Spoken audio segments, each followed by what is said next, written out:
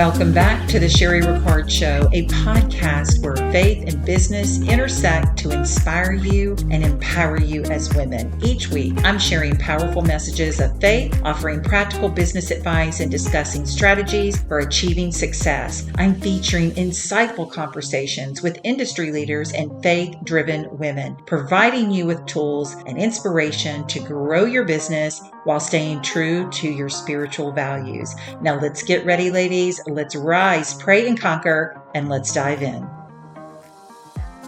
Welcome back to another episode of the Sherry Ricard Show. My guest today is Kennisha Griffin. For over 15 years, Kennisha has served as a mentor and literally coach in Texas, leaving a significant mark on the writing community with her collection of 10 inspirational books. Her work has been featured on prominent media platforms like Fox, CBS affiliates, lots of magazines and podcasts. Kennisha is the president and CEO of Create and Blossom, a book production and publishing company, and Kennisha empowers aspiring writers to realize their true aspirations. Hey, Kennisha, how are you? Hey, Sherry, I'm great. Thanks for having me today. Of course. So you're back on the show. We had you before. It's been years, though. I think right? So. We've known each other for years, and I can't even remember how we met. I know. Yes. It's so crazy, but I just love you. You're so sweet, and I'm so drawn to helping support you in any way that I can. And your children's books are amazing. And like I told you, my daughter is a librarian in charge of all the literacy programs. She's on committees for a parish in Louisiana, and your book gets checked out quite a bit out of her library. And so I thought it would be so important for people that, maybe we've got some librarians that are listening, or people that are in charge of literacy programs that would be interested, but also people that are aspired to write inspirational books, children's books, because you're the one, like you are the one that can help them. So and you're a mama of, I don't know, I'm going to say 15 at this point, because not that many, no. you have so many kids. I'm thinking, did she not know what was happening? But I think it's beautiful. I think it's beautiful. Your kids are gorgeous, but I want you to just kind of pour into us a little bit. Tell us about how you started and then what you do for people. Yeah, absolutely. Well, thank you once again for this opportunity. Always a pleasure to talk to you. Of course, I am a huge fan of yours. And so thank you for me, but I am so grateful for you and for what you do as well with your journey. It's just incredible as well, too. So it's a blessing to be connected to you. A little bit about me. So my company is Create and Blossom. I'm a mommy to 7 kiddos, so not quite the 15 number. We're not there, and we won't get there, but 7 is enough. Okay, it's good. Yes. It's a good number Yes, to have. So I always say, when I talk about me and my kids, I am in that interesting space where I've got the teens and the toddlers. So I've got the teenage stuff that you deal with your teens, and then we've got the toddler stuff that you deal with your little ones. And sometimes at the age of 42 years old, I'm like, I feel like I'm too old for this. I know I would be. Ooh, sometimes the Tyler stuff is a lot, these days, but they keep me on my toes, and my teens are incredibly helpful and supportive and just beautiful, smart kiddos too. So I'm certainly not in this thing by myself. I'm so grateful for my kids, for my older ones who help a lot with the little ones. So that's usually another question people have. Does the big kids help with the little kids? They do. They really do. So, so shout out to them, because I know that a couple of them are on Instagram, and they're going to be like, "Mommy, what did you say? What did you say about me? What did you say about me?" Exactly. Oh, they're wonderful. I love them so much. But I also have the pleasure of helping other writers with their books. And so I have been doing that for a long time now. So right before my oldest was born, that's when I dove into the writing and publishing industry. That was always a dream of mine, just growing up. I was the girl with the journal, the girl that wrote the stories and poetry, and, made up these worlds, in my life. And honestly, a whole lot of that had to do with some early trauma that I experienced. And so I kind of took to writing as a Mm, way of escape and as a way of comfort, for me in those times in my early teenage years. But I kept it up and I kept writing and it just fell more in love with it. And then as I got older, I knew that I wanted to pursue publishing. So fast forward many years, I was working in higher education. My pregnancy with my son was kind of complicated. So I had to be on bed rest and be home. And the first thing I thought about doing was, what am I going to do here? I might as well go back to writing. I might as yeah. well, kind of really explore this and see if maybe this is something I can do with my life in the future. And yes, it became something really special. I learned a lot about just structure and writing books and creating them and what it all took and to get published, and had great mentors and people like that. And then eventually decided to take what I learned to help other people with it. And Mm. so now, not only do I get to help people do that at Create and Blossom, but I also teach it at university level too. So I have had colleges interested in me taking my courses to them, because book publishing courses are not quite offered in other institutions around the country. So yeah, just trying to do what I can to help other Wow. people tell their stories and get published and pursue this dream of theirs. Actually have a course that you teach? Is it your course that you created? It is, yeah. Wow, Yes, that's I had to sit awesome. through. I know it was so cool. I had to pitch it to the colleges. So initially, when I reached out to McLennan Community College here in Waco, it was just to see if I could just host a workshop. Like over my course of time in as a publisher, I taught various writing workshops, right, at libraries and places like that before. But they were interested in me actually creating a course instead of me just making just doing a quick hour 2 hour workshop at their library or something.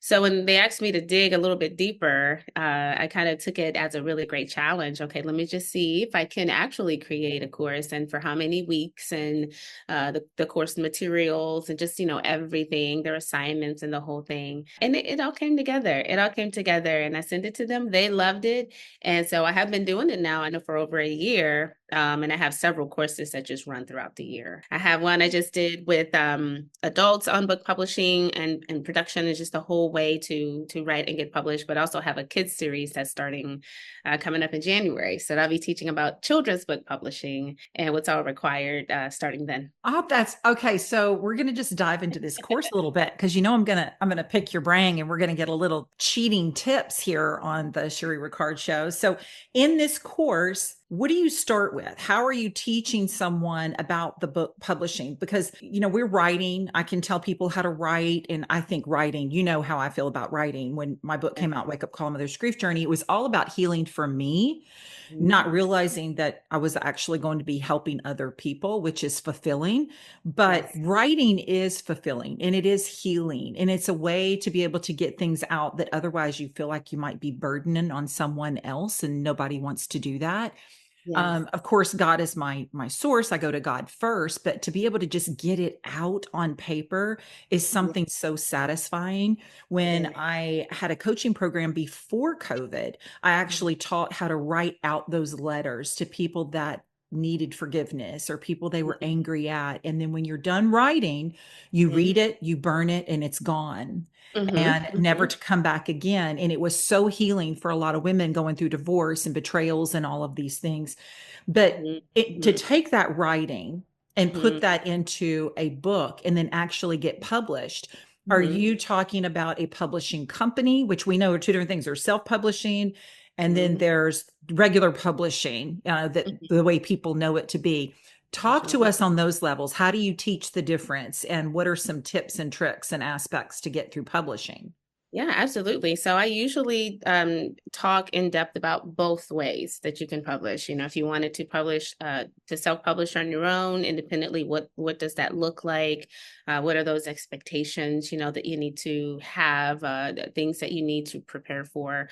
So I've been doing this thing, like I said, for a long time, and majority of the clients, that I have had over the years are people that have chosen to self-publish their books, because they Mm, want to have that main control. What I really like to do to essentially is go through the pros and cons of both. You Yeah. know, I don't want to lay it all out on the table so you'll know what to expect. You know, the good, the benefits of going the traditional route. You know, should you choose this way, here's what they can do for you.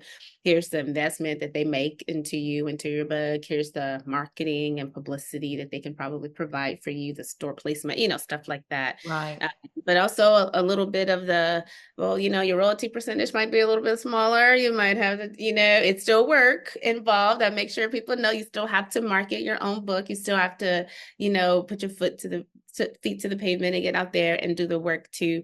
There's just a lot of thoughts and Mhm. misconceptions that people have, honestly, about both Right. worlds. And so, yeah, I like to make sure that they have as much information as possible Right. so that they can make the best decision for them. Also has a lot to do with their time, with their Mm. willing to invest into it. There are some clients that I've worked with even recently that were like, I didn't realize with self-publishing it was going to take up so much of my time, you know.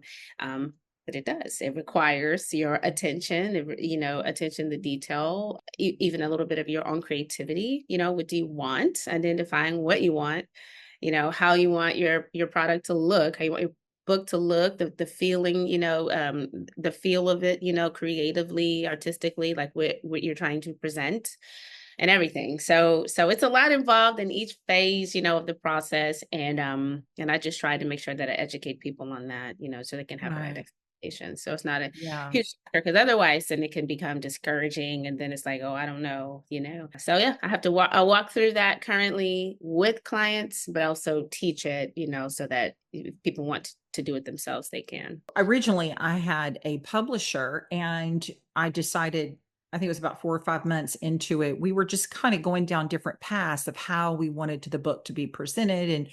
where we wanted it to be seen. And it ended up that I took the book back, changed the cover. It was my story. So I got that back and then self-published. And it is difficult when you self-publish because you are in charge of everything.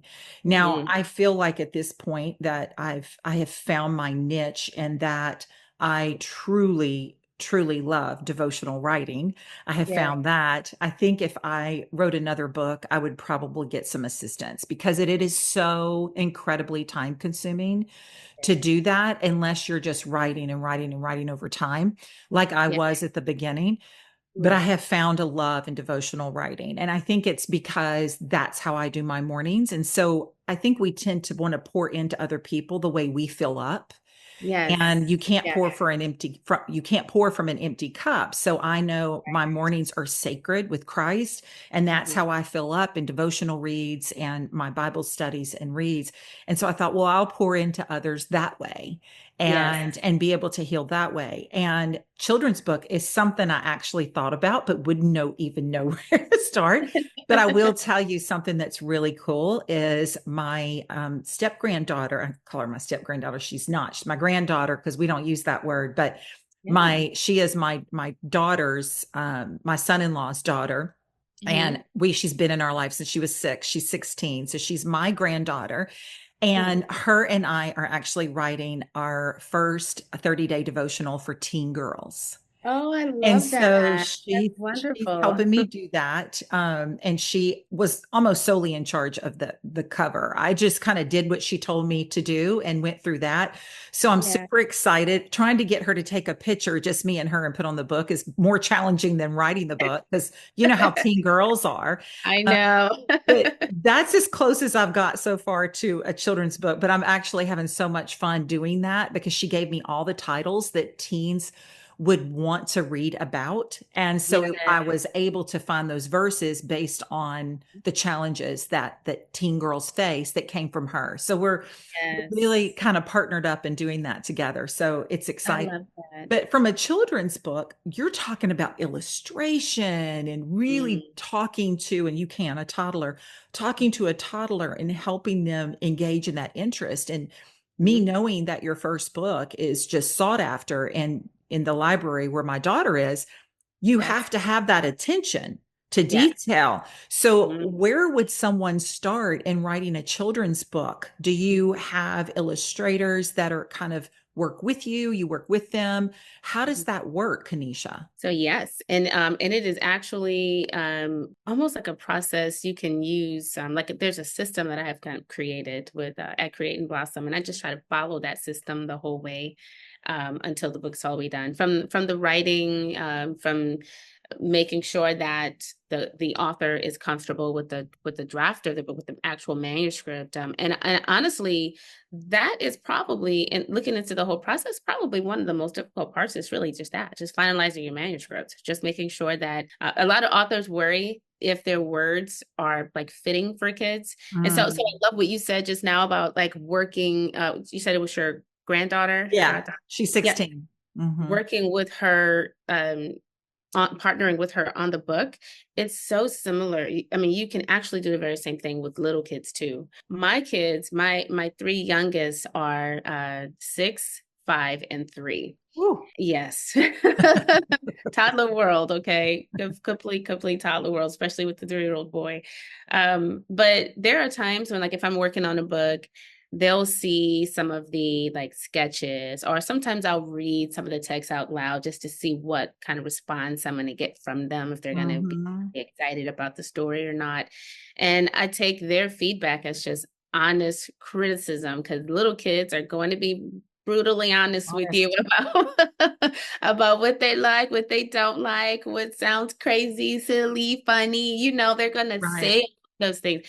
And if you see like that kind of response from them, then you're onto something really good. So I turned my mom to a robot book that you mentioned for the library. I read that story so many times to the kids while I was going through the process.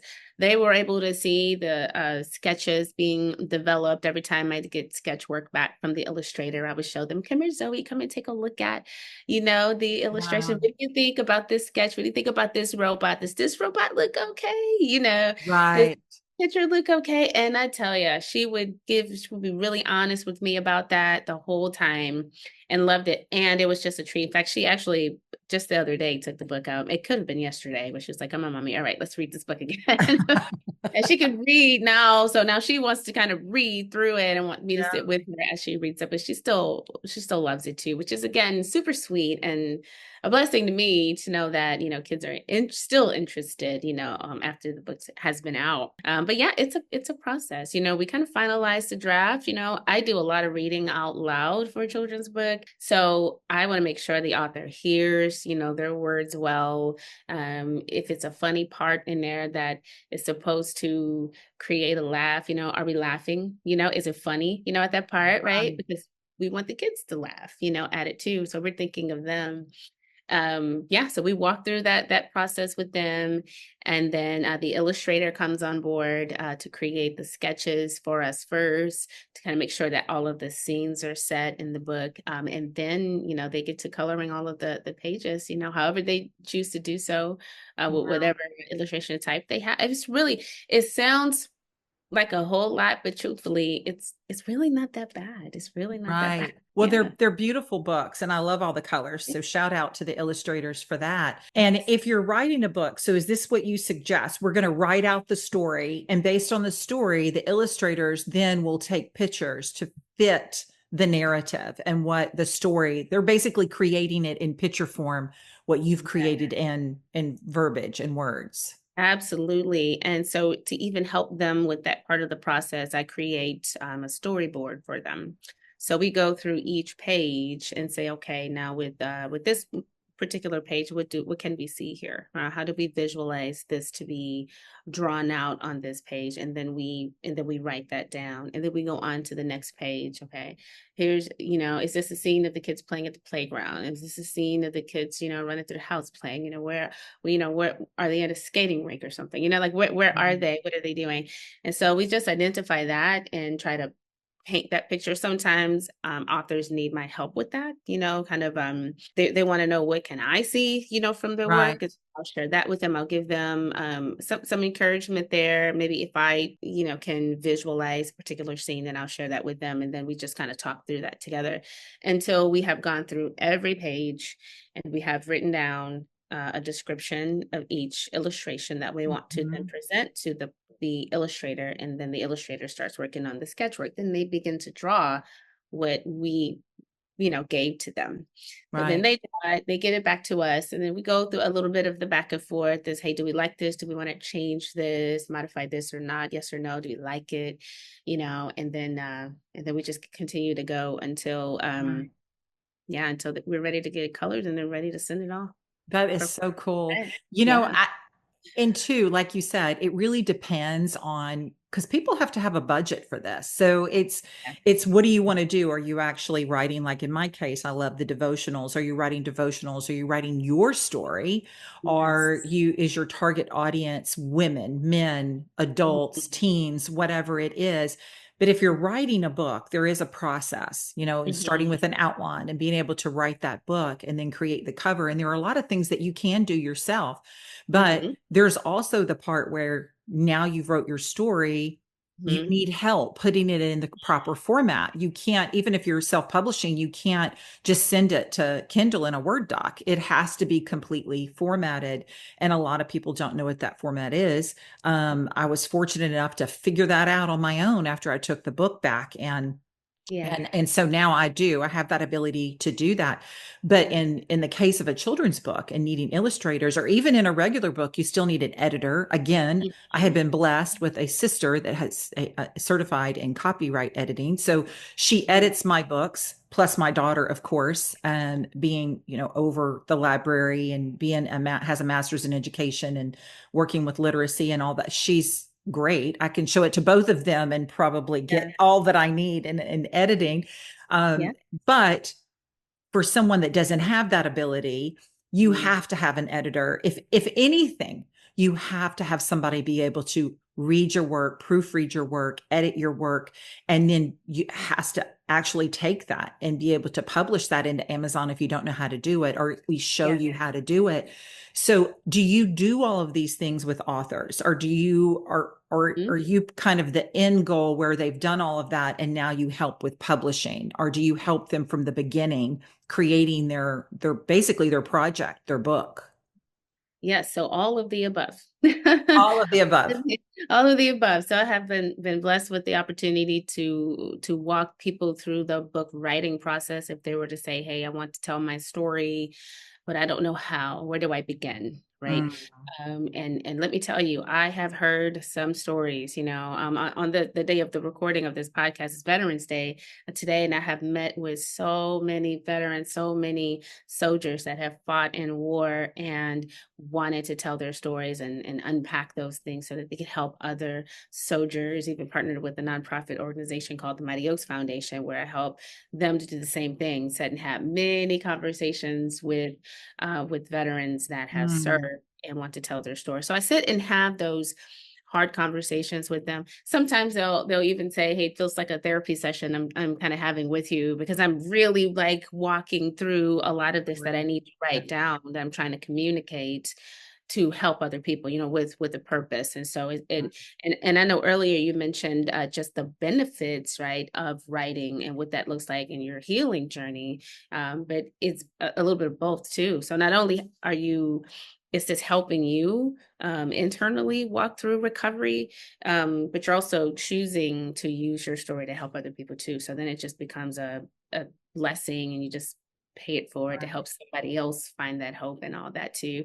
But I have heard so many stories, so many different types of stories, and I get to help them from the very beginning. And even people who are working on devotionals and you're working on a book for your business, cookbooks, things like that. Like I've had Mm, lots of different types of books. And so I can help them in the very beginning, and then I can help them walk through that process. That this is honestly probably a part of my company. They may be changing just a little bit. I'll still provide resources and tools and strategies, for them as they walk through the book production process. But for quite a while, in fact, probably almost 17 years, that's what I have been doing, helping them to go through every phase and every part of having their book produced, and then helping them to go through the publishing process too.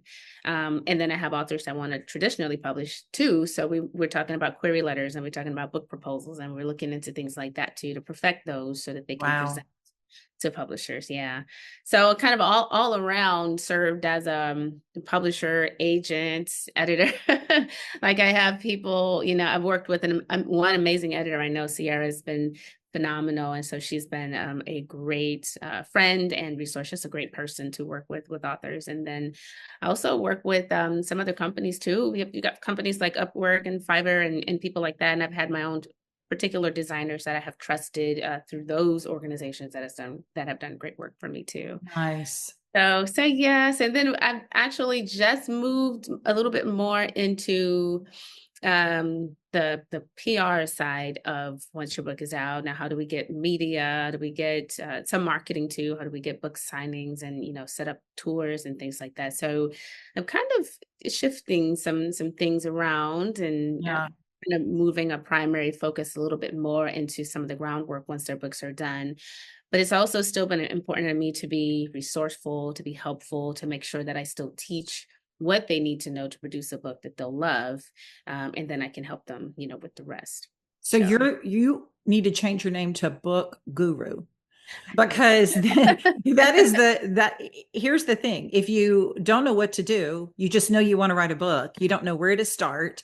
And I think the hardest thing for people, and I know that it was for me in a lot of aspects of my life, not just writing, because I just started journaling, just writing. I didn't know how to change that into a book. But Mhm. if you don't know where to start, but you know what your end goal, you have that dream, you have that desire, you have the end goal in mind, you just don't know how to begin. You just have to start. And Yeah. sometimes you have to take on somebody like you, Kennisha, that mentor that can take you. And I find it so, and I was just listening to a sermon this morning talking about Christian soldiers. And in Mm. fact, we are all foot soldiers for Christ. So Yes. I think some people think as a foot soldier for Christ, it means we're out there paving, hitting the pavement and Mhm. screaming on the street corner of the word of God. That is not what that Right. is at all. It's about taking that gifts and talents that God has given you, your heart's desires, because I don't think people realize when they have such a great talent and gift, they think, oh, well, it comes easy to me. It's not a Hmm. Hmm. talent. I Yeah. mean, it's easy to me. And it's like, you don't understand. That's what a talent and a gift is. It's Yes. easy to you, but it's not easy to someone else. And Right. so we have to be those foot soldiers for Christ, being that we take our gifts and talents and we help other people Mhm. become what their hearts and desires are. And then they take their gifts and talents and do the same for someone else.